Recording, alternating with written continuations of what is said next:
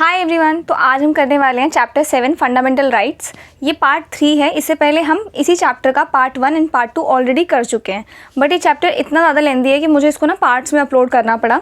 तो अगर आपने नहीं देखी है वो वीडियोस तो मैं उनका लिंक डिस्क्रिप्शन में डाल दूँगी या फिर कॉमेंट में पिन कर दूँगी, आप वहाँ से चेकआउट कर लेना। तो एक बार ना ज़रा सा ना इस चैप्टर को स्टार्ट करने से पहले अभी तक हमने क्या क्या पढ़ा पार्ट 1 एंड पार्ट 2 में थोड़ा सा उसको रिवाइज़ कर लें। तो हमने देखा कि हमारा जो पार्ट 3 है कॉन्स्टिट्यूशन का, ये डील करता है आर्टिकल नंबर 12 से लेकर 35, जिनको हम लोग क्या कहते हैं, फंडामेंटल राइट्स कहते हैं। जिसमें हमने देखा था आर्टिकल नंबर 12 जो है ये स्टेट की डेफिनेशन बताता है हमें। स्टेट यानी कि वो लोग, गवर्नमेंट एक तरीके से, जिनसे हमें हमारे फंडामेंटल राइट्स को सुरक्षित रखना है, बचाना है। फिर आर्टिकल 13 में हमने लॉ की डेफिनेशन देखी थी, यानी कि गवर्नमेंट कोई ऐसा लॉ भी ला सकती है या फिर कोई ऐसा लॉ पार्लियामेंट इनैक्ट कर सकती है जिस लॉ से हमारे फंडामेंटल राइट्स को खतरा आ सकता है। तो उन लॉ की डेफिनेशन हमने देखी थी। साथ ही हमने देखा आर्टिकल नंबर 14 से लेके कि article number 14 right to equality, फिर आर्टिकल 14 टू लेके 25 तक हम लोग अभी तक आई थिंक पढ़ चुके हैं। 25 पढ़े थे, कितने पढ़े थे हमने लास्ट वीडियो में? तो हमने आर्टिकल 32 तक हमने कवर कर लिए हैं। Sorry, right to constitutional remedies article 32 तक हम लोग अभी तक कवर कर चुके हैं। तो आज हम पढ़ने वाले हैं रिट्स, टाइप्स एंड स्कोप। सबसे पहले तो मैं एक चीज़ बताना चाहती हूँ कि रिट्स होते क्या हैं। तो रिट्स आप ऐसे समझ लो कि सुप्रीम कोर्ट या हाई कोर्ट ना किसी भी संस्था को, जो हमारे आर्टिकल नंबर 12 स्टेट की डेफिनेशन के अंदर आते हैं, उनसे हमारे फंडामेंटल राइट को सुरक्षित रखने के लिए, यानी कि मनवाने के लिए हमारे फंडामेंटल राइट्स को ना, एक रिटन ऑर्डर इशू कर सकते हैं। बस उसी रिटन ऑर्डर को हम लोग क्या कहते हैं, रिट्स कहते हैं। बस इस चीज़ का आप लोग ध्यान रखना। जो रिटन ऑर्डर सुप्रीम कोर्ट या हाई कोर्ट इशू करता है किसी भी संस्था को हमारे फंडामेंटल राइट्स को इशू कराने के लिए ना, फंडामेंटल राइट्स को एनफोर्स कराने के लिए, उनको हम लोग क्या कहते हैं, रिट्स कहते हैं। That's it. अब सुप्रीम कोर्ट या हाई कोर्ट को छोड़ के ना, ये पावर जो है ना, रिट इशू करने की पावर, ये और भी कोर्ट्स को हैं, जो लोअर कोर्ट है, डिस्ट्रिक्ट कोर्ट है। बट एक कंडीशन है, वो कोर्ट्स जो है सुप्रीम कोर्ट और हाई कोर्ट को छोड़ के कोई और कोर्ट तब तक रिट को इशू नहीं कर सकता है जब तक पार्लियामेंट उनको एक्सप्लिसिटली ये ऑर्डर ना दे कि आप रिट इशू करो। तब तक कोई भी कोर्ट सुप्रीम कोर्ट और हाई कोर्ट को छोड़कर रिट इशू नहीं कर सकता है। ठीक है, इस चीज़ को आप लोग ध्यान रखना। और दूसरी चीज़ एक ये कि हमारे जो फंडामेंटल राइट्स है ना, सुप्रीम कोर्ट सिर्फ और सिर्फ हमारे फंडामेंटल राइट को एनफोर्स कराने के लिए रिट इशू कर सकता है, लेकिन हाई कोर्ट फंडामेंटल राइट के अलावा भी रिट इशू कर सकता है, यानी कि और भी कोई ऑर्डर दे सकता है जो रिट के फॉर्म में दे सकता है। कौन? High court. लेकिन सुप्रीम कोर्ट नहीं दे सकता। सुप्रीम कोर्ट सिर्फ और सिर्फ रिट फंडामेंटल राइट्स के केस में ही इशू कर सकता है। ठीक है, इस चीज़ को ध्यान रखना। अब ये थोड़ा टॉपिक स्टार्ट करते हैं हम। अच्छा, टॉपिक स्टार्ट करने से पहले मैं एक चीज़ बताना चाहती हूँ। मैंने जितने भी ये दोनों पार्ट थे ना, उसमें नोट्स नहीं डाले थे मैंने डिस्क्रिप्शन में। वो इसलिए नहीं डाले थे मैंने क्योंकि मुझे चाहिए था कि मैं ना पार्ट्स में नोट्स को ना अपलोड करूँ, एक ही साथ अपलोड करूँ। इसीलिए इस वीडियो के डिस्क्रिप्शन में आपको नोट्स पक्का मिल जाएगा, तो आप वहाँ से चेकआउट कर लेना। और एक बात देखो, मैंने ना जब ये सीरीज स्टार्ट की थी ना, तो मैंने सोचा था कि मैं पूरा अक्टूबर में, यानी कि 30 डेज़ में लक्ष्मीकांत पूरी कंप्लीट कर दूंगी। ठीक है, बट अनफॉर्चुनेटली मेरी तबीयत बहुत ज़्यादा ख़राब हो गई थी, इस वजह से मैं नहीं कर पाई थी ये काम। बट अब आपको डेली 11 बजे इस चैनल पे लक्ष्मीकांत की वीडियो मिल जाएगी, हर एक चैप्टर की। हम इसको डेली कवर करेंगे और मेरी कोशिश रहेगी कि मैं इस मंथ में पूरा करा दूँ, मतलब 20 या देखो, इसमें काफ़ी चैप्टर्स हैं जो काफ़ी ज़्यादा इंपॉर्टेंट है, तो वो तो इंपॉर्टेंट चैप्टर्स जितने भी है वो हम 20 तारीख तक कर लेंगे, अब जो नवंबर में आने वाला है। और उसके बाद 30 तक मैं अपनी तरफ से पूरी कोशिश करूँगी कि मैं इसको कंप्लीट करा दूँ। डेली मैं वीडियो डालूँगी, डेली लक्ष्मीकांत की वीडियो आपको 11 बजे यहाँ पे मिल जाएगी। ठीक है, तो अब इस चैप्टर को स्टार्ट करते हैं। तो जैसा कि मैंने आपको बताया, हम क्या पढ़ने वाले हैं, रिट्स, टाइप्स एंड स्कोप। देखो, सुप्रीम कोर्ट अंडर आर्टिकल 32, अब एक चीज़ मैंने बताई थी, 12 से लेकर 35 तक जो भी आर्टिकल्स हैं हमारे, वो क्या है, फंडामेंटल राइट है। राइट, ये क्या है, आर्टिकल नंबर 32, यानी कि ये क्या है, एक फंडामेंटल राइट है। तो अगर मैंने आपको फीचर्स पढ़ाए थे, अगर आपको याद हो, थोड़ा ऊपर देखते हैं, एक सेकेंड, कहाँ गए फीचर्स, ये रहे। ये क्या लिखे हैं, defended and guaranteed bye supreme court. ये कहाँ लिखा हुआ है, ये हमारे कॉन्स्टिट्यूशन में लिखा हुआ है। यानी कि सुप्रीम कोर्ट चाहे या ना चाहे, उसको आर्टिकल नंबर 32 के अंडर, जो कि खुद एक फंडामेंटल राइट है आर्टिकल 32, तो उस फंडामेंटल राइट के अंदर हमारे फंडामेंटल राइट्स को प्रोटेक्ट करना पड़ेगा। तो सुप्रीम कोर्ट इस बात से कभी इनकार कर ही नहीं सकता है कि वो रिट इशू ना करे हमारे फंडामेंटल राइट्स को प्रोटेक्ट करने के लिए। ठीक है, ये बहुत इंपॉर्टेंट चीज़ मैंने बताई है अभी आपको, कि सुप्रीम कोर्ट आर्टिकल नंबर 32 के तहत और high court under article 226 writ issue करता है। ठीक है, अब ये 226 क्या है, ये 226 फंडामेंटल राइट नहीं है। अभी आगे समझेंगे, इस पॉइंट को थोड़ा और क्लियरली आगे समझेंगे थोड़ा सा। इसके बाद कितने तरीके के रिट्स हम मैंने बताया, habeas corpus, mandamus, prohibition, certiorari and quo warranto. इन सभी को हम ही पढ़ने वाले हैं। इनके मतलब क्या है, जितने ही अजीब दिखते हैं ना उतने ही ईजी इनके मीनिंग्स हैं, ठीक है। उसके बाद ऑल्सो पार्लियामेंट अंडर आर्टिकल 32, इसी आर्टिकल के अंडर जो 32 था, can empower any other court to issue these writs. लेकिन जब तक पार्लियामेंट एम्पावर नहीं करता सुप्रीम कोर्ट और हाई कोर्ट के अलावा किसी और कोर्ट को, वो रिट इशू नहीं कर सकता है, ठीक है। These writs are borrowed from English law, जहाँ पे इनको प्रीरोगेटिव रिट्स भी कहते हैं। हमने लास्ट वीडियो में यहाँ तक हमने पढ़ लिया था, राइट। अब ज़रा नीचे चलते हैं। अब ये देखते हैं ध्यान से कि मैं क्या कह रही थी अभी आपको। ये वाला जो पॉइंट था ना, मैंने कहा था ये पॉइंट काफ़ी इंपॉर्टेंट है। देखो, रिट ज्यूरिडिक्शन जो होता है ना सुप्रीम कोर्ट का और हाई कोर्ट का, रिट दोनों ही संस्था इशू करती है। सुप्रीम कोर्ट भी रिट इशू करती है और हाई कोर्ट भी रिट इशू करती है, लेकिन दोनों में ही कुछ ना कुछ एक्सेप्शंस हैं और कुछ ना कुछ लिमिटेशंस हैं, वो अभी पढ़ते हैं। देखो, ये है सुप्रीम कोर्ट और ये है हाई कोर्ट, ठीक है। Supreme court enforcement of fundamental rights, यानी कि फंडामेंटल राइट को एनफोर्स कराने के लिए दोनों ही रिट इशू कर सकते हैं। सुप्रीम कोर्ट भी कर सकता है और हाई कोर्ट भी कर सकता है, ठीक है। ये आर्टिकल नंबर 32 के तहत और ये 226 के तहत क्या कर सकता है, रिट इशू करता है। For any other purpose that is enforcement of legal rights, यानी कि फंडामेंटल राइट्स को छोड़ के अब जितने राइट्स हैं उनको एनफोर्स करने के लिए क्या सुप्रीम कोर्ट रिट इशू कर सकता है? तो answer is no, supreme court नहीं कर सकता। तो ये लिमिटेशन है, सुप्रीम कोर्ट सिर्फ और सिर्फ फंडामेंटल राइट को इशू करने के लिए ही रिट इशू करता है। ये प्रीलिम्स का क्वेश्चन है, इंपॉर्टेंट, इसको ध्यान से आप लोग सुन के समझ लेना। ये नहीं कि हमें लगता है ना सुप्रीम कोर्ट, अरे सुप्रीम कोर्ट है तो वो तो करेगा ही और फंडामेंटल राइट के अलावा और भी लीगल राइट्स को एनफोर्स कराने के लिए करेगा, पर नहीं, सुप्रीम कोर्ट सिर्फ और सिर्फ क्या करता है, फंडामेंटल राइट को इशू करने के लिए ही रिट इशू करता है और किसी चीज़ के लिए सुप्रीम कोर्ट रिट इशू नहीं करता है। और हाई कोर्ट की बात करूँ तो हाई कोर्ट करता है। हाई कोर्ट फंडामेंटल राइट के अलावा भी और भी जो लीगल राइट्स होते हैं उनको एनफोर्स कराने के लिए भी क्या रिट इशू करता है। तो this is correct. Next, territorial jurisdiction, इसका मतलब क्या है? देखो, सुप्रीम कोर्ट जो है थ्रू आउट इंडिया कहीं भी रिट इशू कर सकता है, किसी भी स्टेट के लिए, किसी के लिए भी कर सकता है supreme court through out India. But high court सिर्फ अपने जिस स्टेट का वो हाई कोर्ट है, सिर्फ उसी स्टेट तक उसकी बाउंड्रीज है, उसके अलावा वो कहीं और रिट इशू नहीं कर सकता है, ठीक है, with in the jurisdiction of the particular high court. समझ में आ गया? तो हाई कोर्ट का क्या काम है? सिर्फ जिस स्टेट का वो हाई कोर्ट है या जिस यूनियन टेरिटरी का वो हाई कोर्ट है, सिर्फ वहीं तक वो रिट इशू कर सकता है, उसके अलावा कहीं और रिट इशू वो नहीं कर सकता है। बट सुप्रीम कोर्ट पूरे इंडिया में कहीं भी, किसी भी संस्था के लिए, किसी भी पर्सन के लिए, कहीं भी किसी के लिए भी हाई कोर्ट रिट इशू कर सकती है, ठीक है।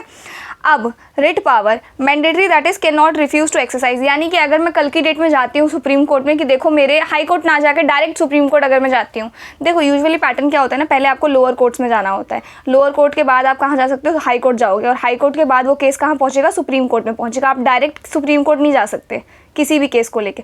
बट फंडामेंटल राइट के केस में क्या होता है, मैं डायरेक्ट सुप्रीम कोर्ट जा सकती हूँ और मैं बोल सकती हूँ मेरे फंडामेंटल राइट्स मुझसे छीने जा रहे हैं, ठीक है। तो सुप्रीम कोर्ट उस केस को लेने से, एक्सेप्ट करने से मना ही नहीं कर सकता। मुझे ये नहीं बोल सकता कि पहले आप हाई कोर्ट जाओ, ना, सुप्रीम कोर्ट को वो केस एक्सेप्ट करना पड़ेगा और उस केस के लिए उसको रिट भी इशू करना पड़ेगा। समझ में आ गया? तो ये मैंडेटरी है। क्यों मैंडेटरी है? क्योंकि आर्टिकल नंबर 32 ये कहता है कि सुप्रीम कोर्ट को ये काम करना ही पड़ेगा। सुप्रीम कोर्ट हमारा डिफेंडर, हमारा गारंटर है किस चीज़ का, फंडामेंटल राइट्स का, तो वो चाह के भी मना नहीं कर सकता, ये चीज़ ध्यान रखना।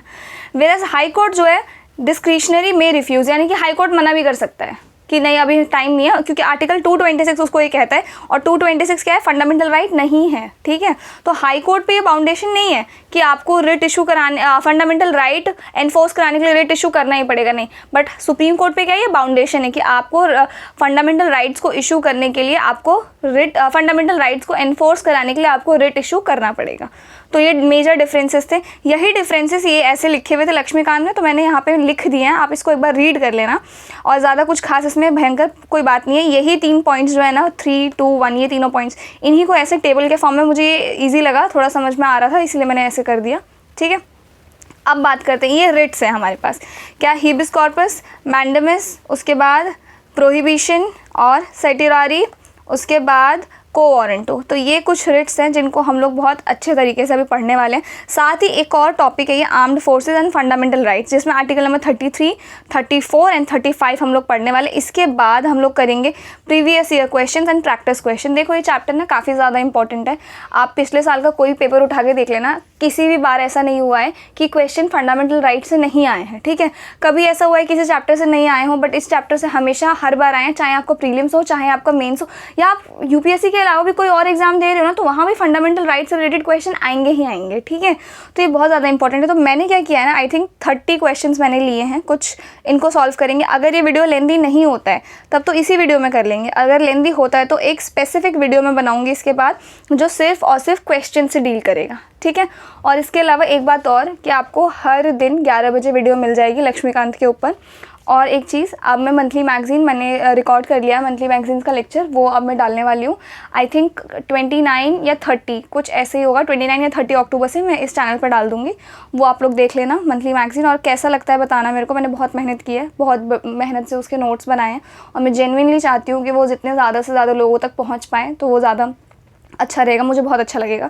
एक बात और, अब जैसे मैं ये चैप्टर पढ़ रही हूँ, ठीक है, तो ऐसा नहीं होगा पेपर में कि हर बार मुझसे ये पूछेगा कि आर्टिकल नंबर 12 बताओ, या आर्टिकल नंबर 12 में स्टेट की डेफिनेशन के अंदर ये कौन कौन से नहीं आते। नहीं, आप पेपर ऐसा नहीं आता है। 2022 से अगर आप पेपर उठा के देखोगे ना, तो 22 में तो बहुत कम क्वेश्चन थे ऐसे, पर 23 से क्या हो गया ना, हर क्वेश्चन जो है ना, स्टैटिक पार्ट नहीं आता है, करंट आता है। करंट को आपको स्टैटिक से लिंक करके पढ़ना पड़ता है, समझ में आया। तो इसीलिए जो हमारे मंथली मैगजीन्स है ना, या फिर जो करंट अफेयर्स है ना, वो करना काफ़ी ज़्यादा इंपॉर्टेंट है। और करंट अफेयर ही करना नहीं, फिर करंट को आपको स्टैटिक से लिंक करना भी आना चाहिए। तो मैंने उस वीडियो में स्पेशली ये सारी चीज़ें की हैं, तो आई होप आपको वो पसंद आएगा। अब आते हैं आप, तो सबसे पहला है हीबियस कॉर्पस। सबसे इंपॉर्टेंट है, ये हर एक इंडिविजुअल की लिबर्टी को प्रोटेक्ट करता है। साथ ही इसका एक्चुअल मीनिंग होता है to have the body of, मतलब कि कोर्ट को वो इंसान जिंदा देखना है, उस इंसान को जिंदा कोर्ट में पेश किया जाए। ये कब इशू होता है? ये तब इशू किया जाता है जब मान लो किसी ने किसी को अनलॉफुली कहीं रखा हुआ है, तो उस केस में कोर्ट ये रिट इशू करती है और बोलती है कोर्ट के सामने इस इंसान को जिंदा पेश किया जाए, ठीक है। मतलब आप ऐसा समझो कि आप पुलिस की हिरासत में हो, पर पुलिस ने आपको अनलॉफुली वहाँ रखा हुआ है, तो आपके घर वाले अगर कोर्ट जाएँ और सुप्रीम कोर्ट ये रिट तब इशू करेगी कि ठीक है, इस इंसान को अब जिंदा हमारे सामने पेश किया जाए।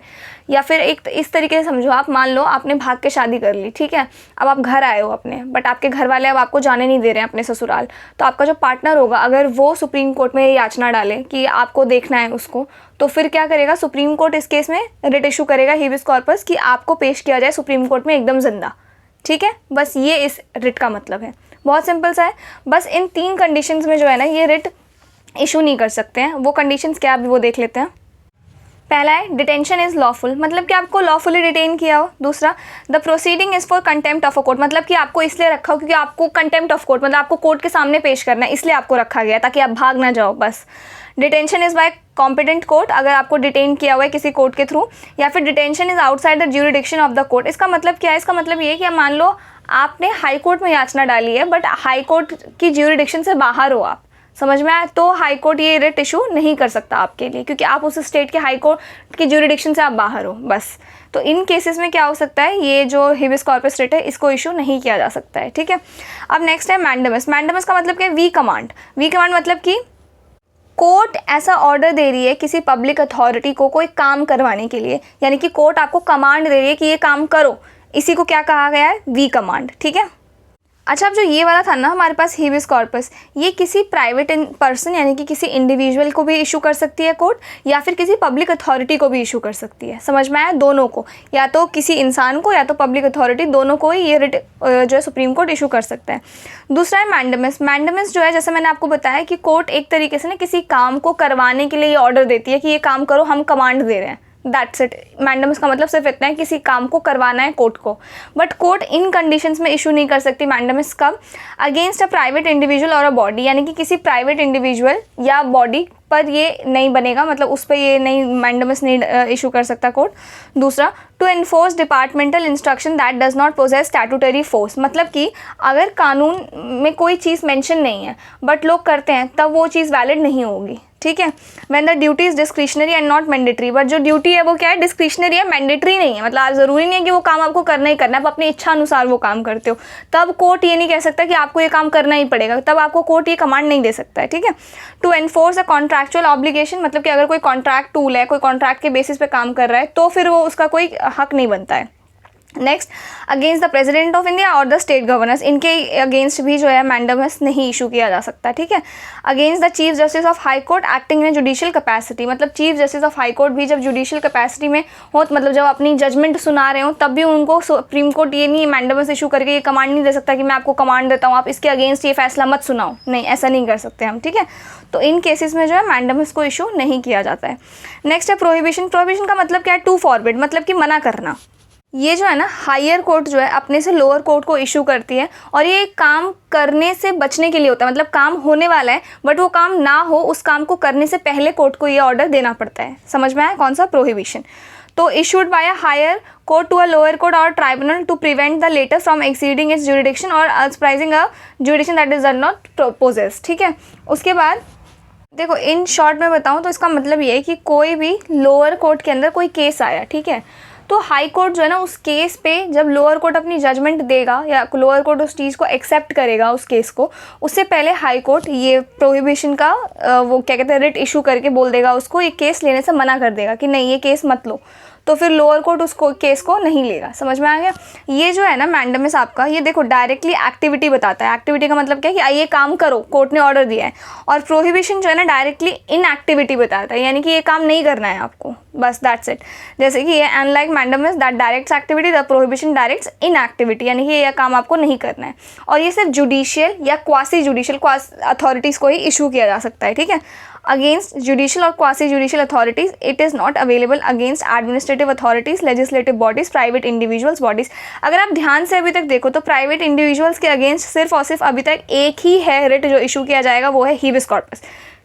इसके अलावा मैंडेमस भी नहीं प्राइवेट बॉडी के अगेंस्ट इशू किया जाएगा, और प्रोहिबिशन भी प्राइवेट बॉडी के अगेंस्ट क्या कहते हैं इशू नहीं किया जाएगा। नेक्स्ट है हमारे पास सर्टियोरारी। और एक बात, ये जो है ना आपका प्रोहिबिशन, ये ना प्रिवेंटिव है नेचर में। प्रिवेंटिव है मतलब कि देखो, केस को लेने से पहले, एक्सेप्ट करने से पहले हाई कोर्ट ने या सुप्रीम कोर्ट ने अपने लोअर कोर्ट को ऑर्डर दे दिया है कि ये केस एक्सेप्ट मत करना, ठीक है, फॉरबिड कर दिया उस चीज़ को, तो ये प्रिवेंट किया है, ठीक है। नेक्स्ट है हमारे पास सर्टियोरारी। इसको जैसे मर्जी वैसे प्रोनाउंस कर लो आप लोग। इसका मतलब है टू बी सर्टिफाइड और टू बी इन्फॉर्म्ड, मतलब कि बताना, इन्फॉर्म करना, ठीक है। अब ये जो है ना, ये प्रिवेंटिव एंड क्यूरेटिव दोनों है नेचर में। इसका मतलब क्या है कि देखो, प्रोहिबिशन किसी केस से पहले दिया जाता है, ये केस के बाद सर्टिफिकेट देते हैं कि उसका फैसला जो है चेंज होगा, यानी कि जो कोर्ट ने फैसला दिया है किसी केस को लेके उसको रिकंसिडर किया जाएगा, और ये भी हाई कोर्ट लोअर कोर्ट को ही इशू करता है। समझ में आ गया? तो ये सर्टियोरारी प्रिवेंटिव एंड क्यूरेटिव दोनों है नेचर में। Issued by higher court to a lower court और tribunal either to transfer a case pending with a latter to itself और to squash the order of latter in a case. समझ में आ गया? This is both preventive as well as curative आएगा, यहाँ पे creative है।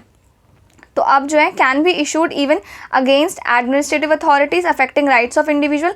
This is also not available against legislative body and private individuals और बॉडी। ध्यान देखा आपने, ये भी जो है प्राइवेट इंडिविजुअल्स के अगेंस्ट इशू नहीं किया जा सकता। इसको सिर्फ हम judicial and quasi judicial authorities, administrative authorities, इनके अगेंस्ट इशू कर सकते हैं। लेजिस्लेटिव बॉडीज़ और प्राइवेट इंडिविजुअल के अगेंस्ट इसको नहीं इशू किया जा सकता।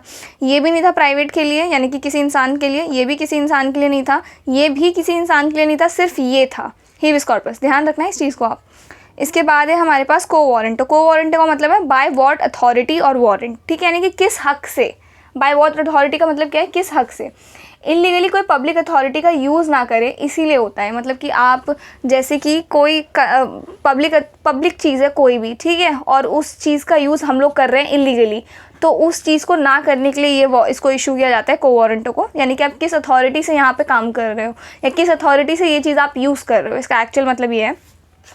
अब इसको कोई भी इंटरेस्टेड मतलब पर्सन डिमांड कर सकता है, यानी कि मैं भी जाके बोल सकती हूँ कि ये लोग कैसे कर रहे हैं। पब्लिक अथॉरिटी जब वो है तो वहाँ पे कोई भी इंसान अपना घर कैसे बना रहा है जब ये पब्लिक प्लेस है। समझ में आया? तो ये भी जाके मैं को वारंटो यानी कि ये कर सकती हूँ मैं सुप्रीम कोर्ट में केस, ठीक है। अब ये भी है जो है मिनिस्टेरियल ऑफिस या प्राइवेट ऑफिस की तरह, ये भी किसी और उसके लिए यूज़ नहीं, रिट इशू नहीं किया जा सकता। इसका मतलब समझे आप लोग? मान लो सरकार की कोई ज़मीन है, अब उस पर जाकर किसी ने घर बना लिया अपना, तो मैं सरकार को ये उस पर केस कर सकती हूँ कि किस हक से इस इंसान ने यहाँ पे अपना घर बनाया है, जबकि वहाँ तो वो तो पब्लिक प्रॉपर्टी है, वहाँ तो घर होना नहीं चाहिए। तो इस तरीके से, ठीक है। तो ये थे हमारे आज जो भी थे ये 5 रिट्स, को वारंटो, सर्टियोरारी और प्रोहिबिशन और मैंडमिस और हीबिस कॉर्पस।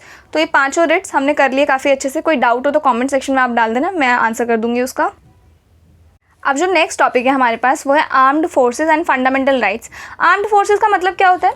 आर्म्ड फोर्सेस का मतलब होता है कि कोई भी इंसान जो भी आर्मी के लिए काम कर रहा है, जैसे कि एक तो सोल्जर्स होते हैं हमारे, ठीक है, उनके अलावा आर्मी में डॉक्टर्स होते हैं, आर्मी डॉक्टर्स जो उनका ट्रीटमेंट करते हैं, धोबी होते हैं जो वहाँ के कपड़े धोते हैं, साथ में कुक होते हैं जो वहाँ का खाना बनाते हैं उन लोगों के लिए। तो ये जितने भी लोग हैं जो आर्मी से रिलेटेड किसी भी तरीके का कोई भी काम करते हैं उनको हम लोग क्या बोलते हैं? Armed forces. And fundamental rights, और उनके फंडामेंटल राइट्स के बारे में हम बात करेंगे। तो आर्टिकल 32 तक अभी तक हम देख चुके हैं, हम आर्टिकल 33, 34 एंड 35 हम लोग अब देखने वाले हैं। तो आर्टिकल 33 क्या कहता है हमारा? Empowers the parliament to restrict abrogate the fundamental rights of the members of armed forces, paramilitary forces, police forces, intelligence agencies and analogous forces. मतलब कि पार्लियामेंट जो है ना वो आर्म्ड फोर्सेस के फंडामेंटल राइट्स को कंट्रोल या रेस्ट्रिक्ट कर सकता है, मतलब ज़रूरत पड़ने पर बढ़ा घटा और उनको थोड़े टाइम के लिए सस्पेंड भी कर सकता है। ये पावर सिर्फ और सिर्फ पार्लियामेंट के पास है, किसी स्टेट लेजिस्लेचर के पास नहीं है ये पावर। और ये काम जो पार्लियामेंट करेगा ना, किसी आर्मी के किसी भी पर्सन के उसने फंडामेंटल राइट्स छीने, तो ये चीज़ जो है ना कोर्ट में चैलेंज नहीं की जा सकती है, ठीक है। ये बहुत इंपॉर्टेंट चीज़ है, इस चीज़ को लेकर कोर्ट में चैलेंज नहीं किया जा सकता, केस नहीं किया जा सकता कि हमारे फंडामेंटल राइट हमें नहीं दिए जा रहे हैं। नहीं, आर्म्ड फोर्सेस के फंडामेंटल राइट्स को पूरे तरीके से कंट्रोल करने का हक सिर्फ और सिर्फ पार्लियामेंट के पास है। उसके बाद है आर्टिकल नंबर 34 जो कहता है restrictions on the fundamental rights while martial law in the force in any area within the territory of India. मतलब कि अगर मार्शल लॉ लगा हुआ है, मतलब मिलिट्री को कहीं भी देखो, मिलिट्री जो है कहीं भी मार्शल लॉ लगा सकती है, ठीक है। तो अगर मार्शल लॉ कहीं लगा हुआ है और उस टाइम पे फंडामेंटल राइट्स को क्या कहते हैं? रेस्ट्रिक्ट किया जा सकता है।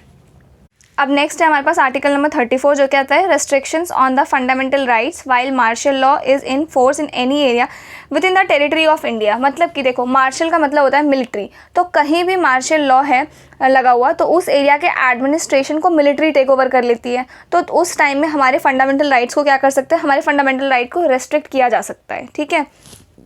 अब इसमें ना एक और इम्पॉर्टेंट टॉपिक है, वो है martial law and national emergency. But उसके लिए ना आपको नेशनल इमरजेंसी पता होना चाहिए।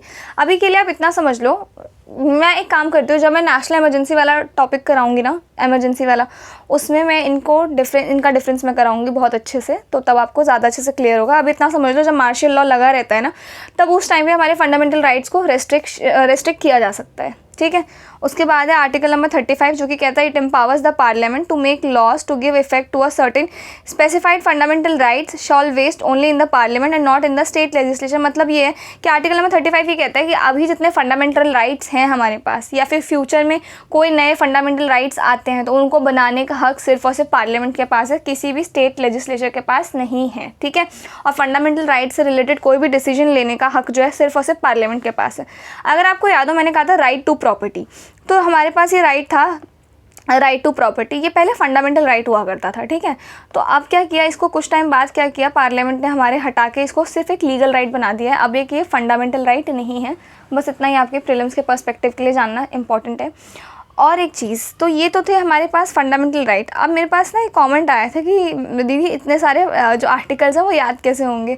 देखो बच्चों, याद तो करने पड़ेंगे, सारे ही करने पड़ेंगे याद, तो ऐसा कोई वो नहीं है, बट इसकी ना एक ट्रिक होती है याद करने की। तो अभी क्या करना, अभी ट्रिक के भरोसे मत रहना आप लोग। अभी ना सबसे पहले एक पेज पे ना, जैसे मैंने एक तो केसेस वाला बनवाया था आप लोगों से, और एक क्या वाला बनवाया था, अमेंडमेंट्स वाला बनवाया था, है ना।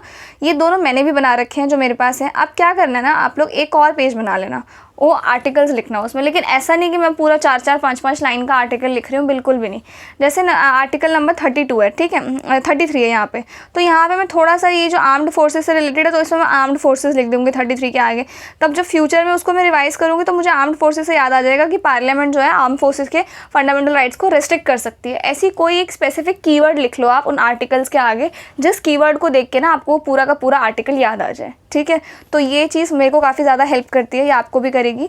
बट अदर देन दैट, थोड़े और चैप्टर्स हो जाएं, थोड़े और आर्टिकल्स हो जाए, फिर मैं पक्का एक वीडियो बनाऊंगी वो ट्रिक्स वाली, जिससे आपको सारे आर्टिकल्स याद हो जाएंगे टिप्स पे, ठीक है। तो देखो आप क्या करें, प्रीवियस ईयर क्वेश्चन को करें या फिर नेक्स्ट वीडियो में करें। देखो मेरा मन तो नेक्स्ट वीडियो में कराने का है, क्योंकि बहुत सारे क्वेश्चंस हैं। साथ ही ना जब मैं क्वेश्चंस को सर्च कर रही थी ना ऑनलाइन, तो मुझे एक लिंक भी मिला, एक वेबसाइट मिली मुझे, जिन पे उन्होंने क्या कर रखा है ना, इंडियन पॉलिटी लक्ष्मीकांत के चैप्टर वाइज हर चैप्टर से रिलेटेड क्वेश्चन ही अपलोड किए हैं उसने।